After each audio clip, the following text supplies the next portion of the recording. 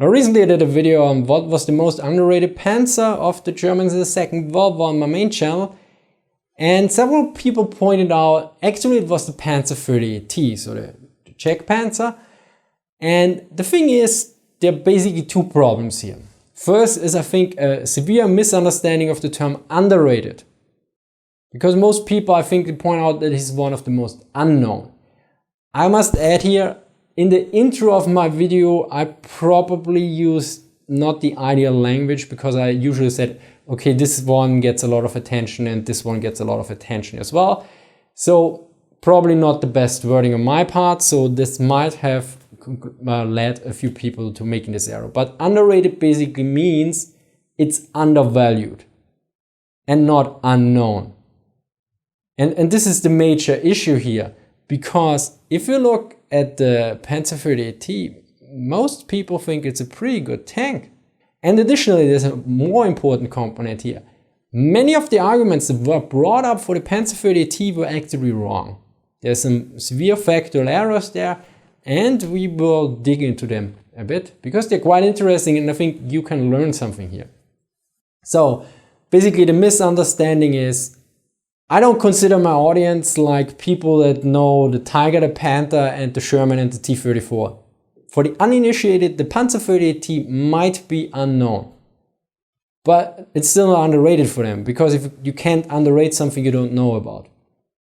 The basic assumption for my video was, you know all the German Panzers, and if you look what people write about the Panzer I, it's back for contemporary spec. Before the war, it was very negative, and it is still very negative. Basically, you always still call him a training tank, which is actually, as pointed out in the video, not particularly correct. So, but the Panzer 38T actually, it's a great tank. I love it, and I mean, I have it on covers back, I think in 2016 or 2017, at least on Loot Force 1, it's on the cover already.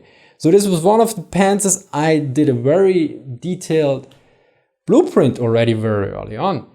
And I have actually never encountered anyone talking negative about it.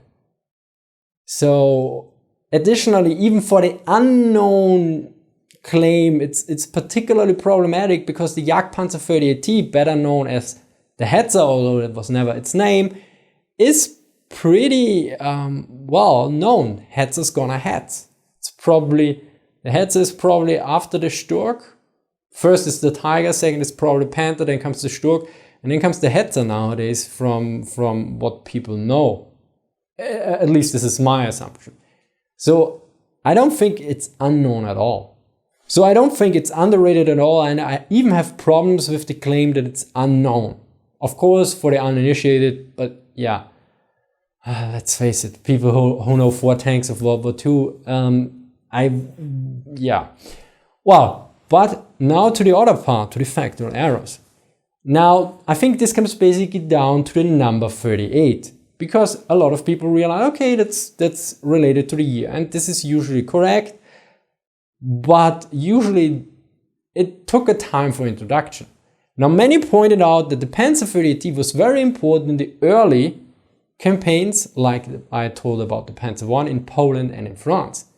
The problem is, for Poland, and if you watched my video, you should actually know that only 57 were used. That is 2% of all German Panzers in Poland were Panzer 38T. So the claim is completely off that it was important for Poland. But maybe during France, it was more important, because as we know, the 7th Panzer Division, better known as the Ghost Division, actually had a lot of Panzer 38T. It was commanded by Rommel, by the way. And so one could argue, it's very important there. So, by the way, the 8th Panzer Division also had a lot of. So the 7th and 8th Panzer Division had a majority of Panzer 38T. Yet, in total, it were 228 Panzer 38T, which is about 9%. Which is still not even close to majority there. Now, when does the Panzer 38T actually kick in? During Operation Barbarossa. During Operation Barbarossa, it had almost the majority. 746 Panzer 38T were deployed for Barbarossa, which makes up 23%. To give you numbers for the others, the Panzer I at this point had 5%, the Panzer II 22%, so the Panzer 30 had one more, but the most common tank was the Panzer III with 29%, and then was the Panzer IV with 13%. So at this point, now for Operation Barbarossa, it is really important, but before it was not. Now to sum it up, Panzer 30 AT, great tank, I love it. It is very important, but for Barbarossa, not for Poland and not for France. It might be unknown, but it's clearly not underrated, at least not from anything I read so far in books or on the internet or anywhere else. So I don't think he qualifies at all for being the most underrated tank at all. Now, big thank you here to Czech for sending me Jentz Panzertruppen and Friese's Blitzkrieg-Legende.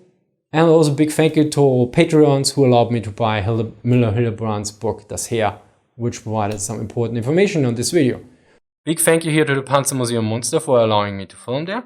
So thank you for watching and see you next time.